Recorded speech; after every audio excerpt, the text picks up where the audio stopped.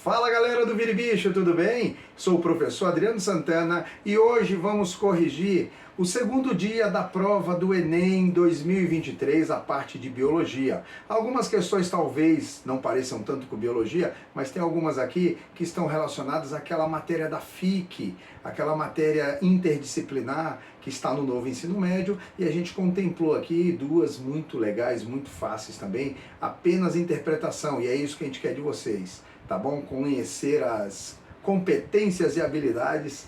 E vamos nessa, sem mais delongas. O que eu fiz? Eu usei a prova cinza, coloquei na ordem que eu fui encontrando as questões, porém, eu vou comentando e você vai lembrando de que questão eu estou falando, e aí a alternativa ela é comum em todas as cores, tá bom? A alternativa correta.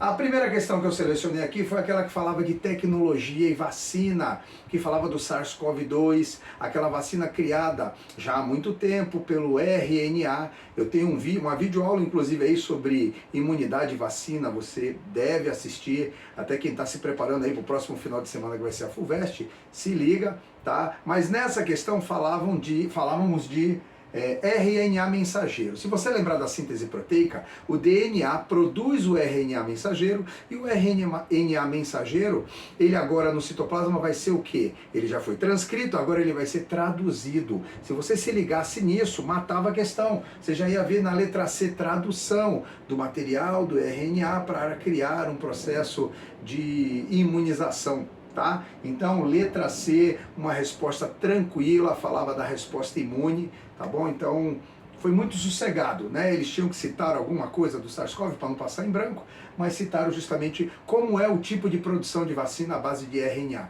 Tem vários tipos, esse foi um e espero que você tenha acertado. Outra questão falava de fertilização in vitro, ou seja, o antigo bebê de proveta, né, que é a fecundação artificial. Pega-se espermatozoide, óvulos, que na verdade são ovócitos secundários, fecunda eles. Só que nesse processo de fecundação eles deveriam ter usado um produto enzimático para facilitar a penetração do espermatozoide no ovócito. Eles, ao invés de usar um produto para facilitar, eles utilizaram um produto para inibir, para bloquear. Bloquear o quê? Bloquear que o espermatozoide, com as substâncias liberadas pelo seu acrossomo, quem lembra, o espermatozoide vem depois da meiose e forma as espermátides. Na especialização eles vão virar espermatozoides. Lá na espermátide, quem era complexo de Golgi vira acrossomo, que secreta substâncias para digerir o quê? O óvulo, a parte externa do óvulo, a zona pelúcida e a corona radiata. Então eles usaram uma substância que iria inibir essa passagem do espermatozoide pela zona pelúcida e pela corona radiata, tá bom? Era a letra D de dado. Questãozinha legal, essa daqui não estava no nível tão fácil, precisava lembrar de alguns conceitos, mas uma questãozinha legal, não estava difícil também, tá? Biorremediação, a parte de toxinas, a parte que eles usaram plantas para tirar a toxicidade de uma região, de um lago, se não me falha a memória, ou de um rio. Tá? O uso desses aguapés, essas plantas, é só você lembrar. Na cadeia alimentar, quando a gente tem a matéria de biologia, na parte de ecologia, a cadeia alimentar, quanto mais eu me afasto do produtor, mais energia eu vou perdendo, menor é a quantidade de energia. Porém, quando se trata de toxina, ela vai acumulando. E ela acumula onde? Acumula nos tecidos dos seres vivos. Então, era a ideia de falar, esses aguapés, eles pegavam essa toxina e guardavam onde? Eles não metabolizavam, eles guardavam nos seus tecidos, acumulava nos tecidos, era a alternativa B de bola, tá? Ciclo do nitrogênio. Ciclo do nitrogênio, volto a dizer, se você acessar aí o Vira e Bicho, nosso bicho é com X, é o bicho de vestibular que você vai escrever na testa quando entrar na universidade. Lá no Vira e Bicho, você olha lá, ciclo do nitrogênio, estou eu e o professor Leonardo Rico, professor de Química, excelente, e estamos falando sobre o ciclo do nitrogênio, corrigindo uma questão de um tempo atrás também que apareceu no Enem. O Enem adora ciclo do nitrogênio, ano que vem eu aposto que vai ser outro ciclo, obviamente. Né? Mas quando eu falava do ciclo do nitrogênio, lá ele deu a deixa. Micro-organismos decompositores. Micro-organismos decompositores são aqueles detritos, os seres que morrem, folhas, animais, vegetais que morreram, que vão se decompor para virar amônia. Então, o processo de amonificação vai virar amônia. Então, era a flechinha de número 2, que era equivalente à letra B. Tá? Essa questão estava dada, hein? Se liga. A quinta questão que eu encontrei era aquela da extinção das abelhas. Bom, fala-se que as abelhas estão entrando em extinção aqui no Brasil, nos Estados Unidos. Quando que um ser entra em extinção? Quando falta para ele alimento, quando falta moradia, quando falta um ambiente propício, principalmente alimento. Porque quando não tem alimento ele vai ter que migrar daqui, senão ele entra em extinção. E aí o que fizeram para melhorar essa condição dele? Começaram a criar bolinhas de argila com sementes dentro e foram soltando isso lá nos Estados Unidos. Olha que técnica que eles usaram. Onde essas bolinhas caíssem, já teria nutrientes suficientes, seja qual for o ambiente, para ir brotando e nascendo mais vegetais nativos daquela região. Esses vegetais dariam flores, as flores com pólen e néctar realimentam as abelhas e tudo volta ao normal. Tá? Então, quando você olha aquela questão, era a oferta de alimento que aumentou, o aumento da oferta de alimentos, né? Alternativa D de dado. Tá? Espero que você esteja indo bem, mas não acabou não. Eu identifiquei 18 questões, aqui tem duas aqui que são daquela parte interdisciplinar. Tá? Aves migratórias. Gente, essa é fácil. Aves migratórias você pensa em quê? Músculo vermelho e músculo branco, fibras vermelhas, fibras brancas. Fibras vermelhas é porque tem mais sangue, mais oxigênio para percorrer longas distâncias. As fibras brancas, nada quase de oxigênio, porque não tem muita irrigação sanguínea, tiro rápido, vamos lá, Usain Bolt, tiro rápido, fibras brancas, um maratonista, fibras vermelhas. As aves ele dava deixa, aves migratórias, falava das fibras vermelhas e falava que elas deveriam percorrer grandes distâncias. Você tem que achar a alternativa que se encaixe, pô.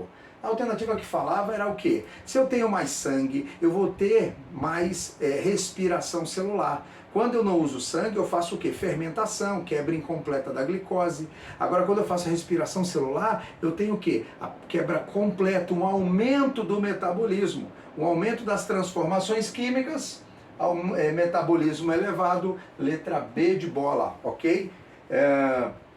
Sétima questão. Essa talvez é uma das questões mais difíceis para você pensar legal, que falava sobre a síndrome de Down. A síndrome de Down a gente sabe que é a trissomia do cromossomo 21. Todos nós temos, a nossa espécie, 23 pares de cromossomos. Par 1, par 2, par 3, par 4, até o par 23, que é o cromossomo sexual. XX, mulher, XY, homem. Porém, no par 21, quando está ocorrendo a formação dos gametas na meiose, ou no espermatozoide ou no ovócito, você tem um processo de separação lá na anáfase 1, que o cromossomo é puxado inteiro, ou para um lado, e aí o outro vai ficar sem, ou ao contrário. Então, o que acontece? Você tem uma separação indevida, e aí, se aquele gameta fecundar um outro normal, vai virar um indivíduo com um cromossomo 21 a mais, trissomia do 21, é síndrome de Down. Só que aí ele contempla, será que dois indivíduos de síndrome de Down podem ter filhos?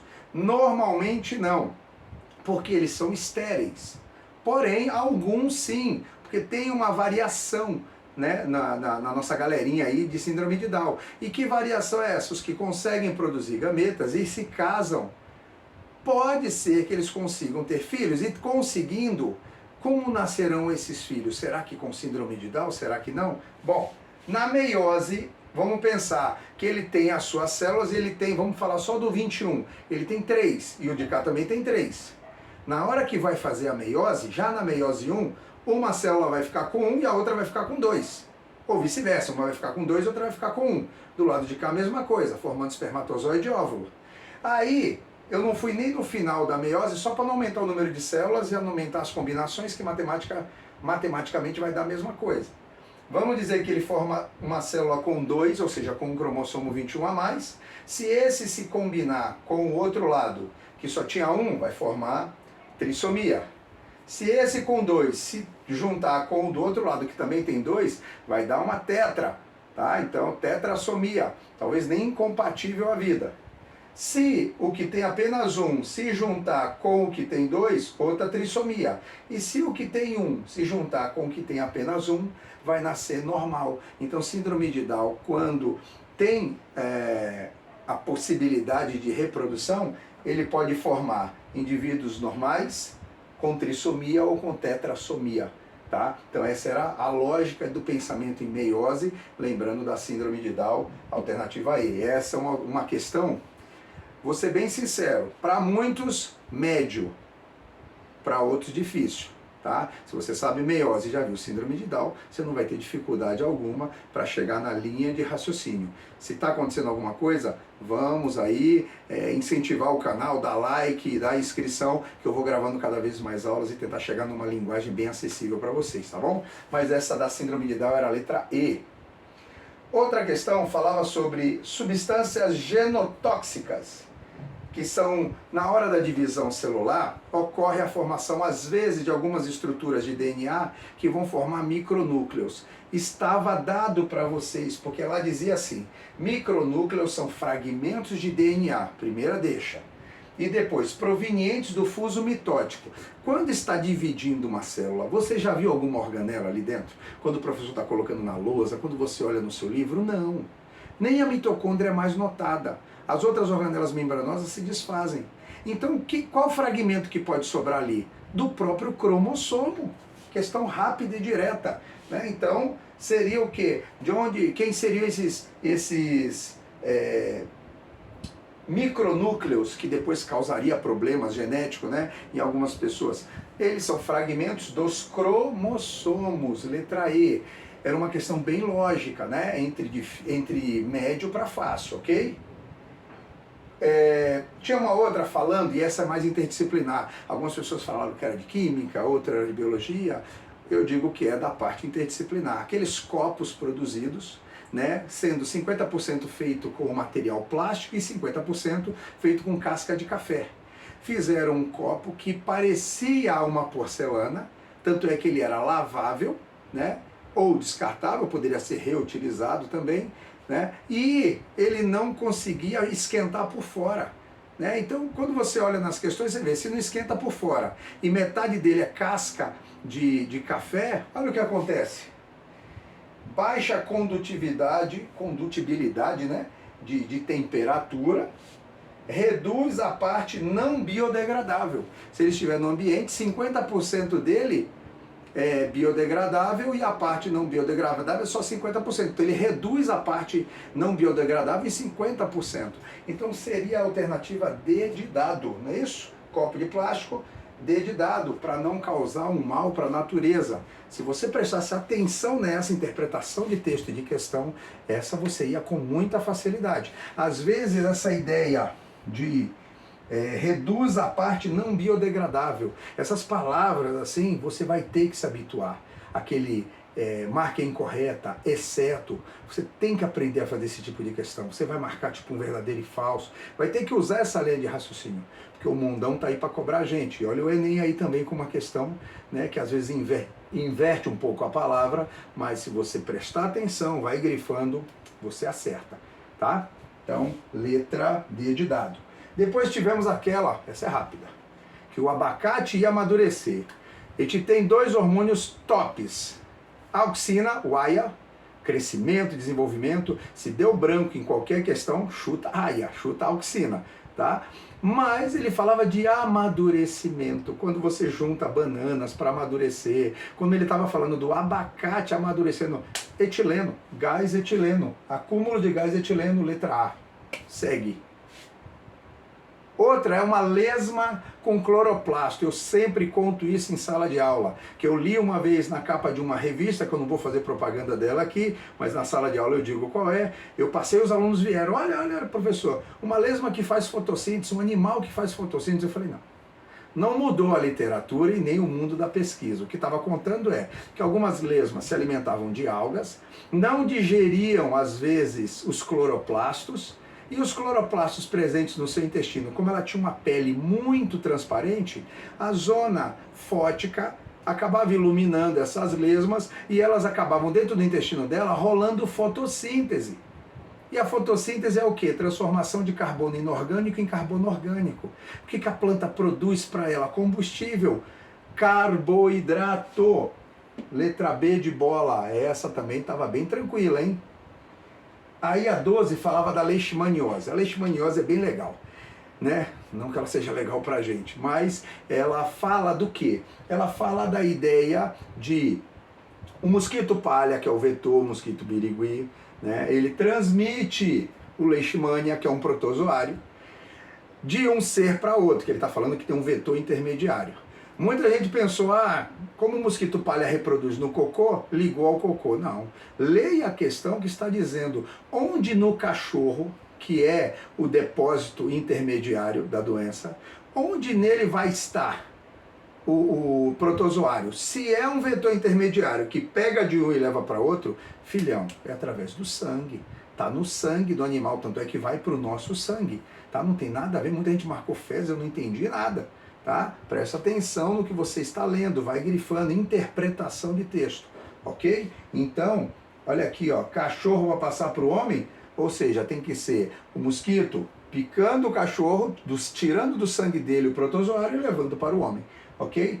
Sangue, alternativa D de dado, ok? Essa 13 também aqui não estava tão simples.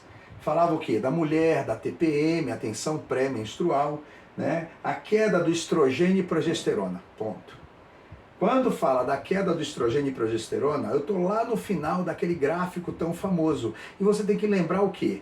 No início eu tenho FSH e LH, hormônio estimulante folicular, e hormônio luteinizante, que provoca a ovulação.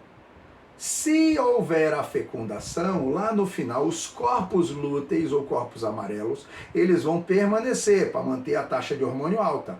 Se não houver fecundação, como ocorre todo mês com a mulher que não foi fecundada, esses corpos lúteis vão degradar, vão degenerar e os níveis de hormônio vão cair, o útero não se sustenta, o endométrio descama e a menstruação acontece.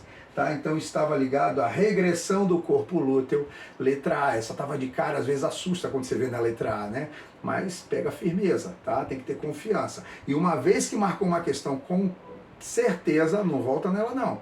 Seu subconsciente emocional vai lhe trair, tá bom? Então, marcou com certeza, bola pra frente. Achei mais outra questão. Evolução das plantas. Gente, Bryophyta, Pteridophyta, Gymnosperma e Angiosperma. Bryophyta e Pteridophyta depende da água para fecundação. E ele dizia lá, independência da água para a fecundação. Bryophyta e Pteridophyta dependem, por quê? Porque o seu gameta masculino anterozoide, ele é flagelado. Ele precisa de água para nadar até a oosfera. Qual foi o pulo do gato que apareceu na Gymnosperma e na Angiosperma? Pólen, que não tinha alternativa com a palavra pólen, e o pólen forma o tubo polínico, que é o seu canal de acesso até chegar nos óvulos. Tá? Então, essa foi a grande evolução, formação de tubo polínico. Direto, tubo polínico, letra D de dado, ok? Essa do anel de Malpighi, quem é meu aluno sabe, eu bati isso na primeira, na segunda, na terceira série, no pré-vestibular. A gente falou dos anéis de Malpighi, fizemos um desenho que a água sobe pelo centro do caule, pelo xilema, vai até as folhas, rola a fotossíntese e depois desce para todo o vegetal, mais pela periferia do caule, pelos floemas, trazendo a nutrição. Se eu fizer um anel de Malpighi, ou seja, um anel de fora a fora, danificando o floema, não vai chegar nutrição numa parte importantíssima da planta, que é a raiz. Dá uma ampliada depois aqui, ó, você vai ver a figurinha. No centro, em azul, xilema, nas laterais, em vermelho, floema. Eles levariam o quê? Nutrição para a raiz, tá? Isso ficou danificado e por isso o vegetal acaba morrendo. Quando você faz aí o anel de Malpighi, tá? Letra E. 16ª questão que eu identifiquei falava de respiração celular. Essa sim, a questão talvez mais complicadinha, nível difícil da prova. Porque ela vem com um texto já te assustando, falando do processo da cadeia respiratória. Você olha para aquilo e você fala, ferrou. E aquele assuntinho que tem um monte de formulazinha. Gente, a questão estava dada. Toda a questão que aparece, com esqueminha, com gráfico, com figuras, é questão dada, é só olhar para a figura. No próprio texto já falava assim, pela toxicidade do cianeto, né, elétrons provenientes da oxidação do NADH em NAD+. Depois falava, o esquema começa, aliás, falava não, se você notar, o esquema começa com NAD, tá? Se ele começa com NAD e depois dizia que antes do final, né, a citrocromo oxidase, que é a transformação de ferro 3+, em ferro 2+, ela vai ser restrita, ela vai ser danificada. Eu não vou nem chegar no aceptor final, que é o oxigênio, para virar água e soltar o H2, o hidrogênio chega e encontra com o oxigênio, formando água, é o aceptor final e segura o hidrogênio na cadeia respiratória, naquela grande produção de ATP, mas você tinha ali. Se eu travei antes do final, eu vou ter o final? Não. Então tá ali, aumenta a concentração de ATP? Não, porque eu não terminei a cadeia respiratória. Aumenta a quantidade de água? Não, porque se eu terminasse eu ia formando água. Como eu não terminei, não formo água, então não aumenta. Vamos para a letra D aqui, aumenta a quantidade de CO2? Se você olhar na figura, lá no início eu tenho a formação de CO2. Eu tenho a liberação de CO2. Se tudo para, eu paro de mexer com essas estruturas todas. Eu vou congelar aquilo dali, então eu não vou aumentar a quantidade de CO2, vai travar. Citocromo oxidase.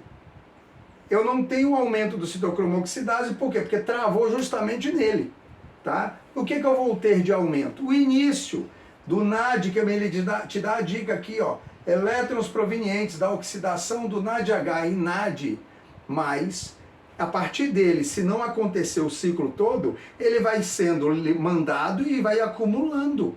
Então, os hidrogênios que vêm sendo liberados lá do ciclo de Krebs começam a acumular. E aí eu vou ter o acúmulo, o aumento da concentração de NADH, tá? Essa era a lógica, mas essa sim dava um pouquinho mais de trabalho, tá? Acho que eu me fiz claro, né? Então, é a alternativa C.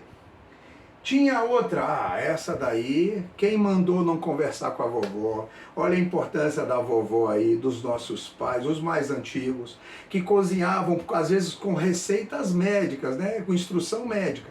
Cozinha em panela de ferro. Tinha gente que colocava às vezes dentro do feijão uns pregos grandes assim, pregos novos e lavados, porque dizem que sim, dizem que não, liberam íons ferro no alimento, e a pessoa que precisa de alimentação rica em ferro, e lá na questão ele diz que a pessoa está pálida, ela está com anemia, não dava para errar essa. Essa você errou, passou uma galera na frente, presta bastante atenção no que você está fazendo e como você está estudando, tá? Então, cozinhar na panela de ferro, prevenir anemia, tá? Letra B de bola. E a última que eu identifiquei, que talvez não seja da biologia, ou seja, é a de energia nuclear. Como acontece? Energia nuclear eu tenho que ter receio. Podem ocorrer muitos acidentes por problemas de negligência ou por efeitos naturais.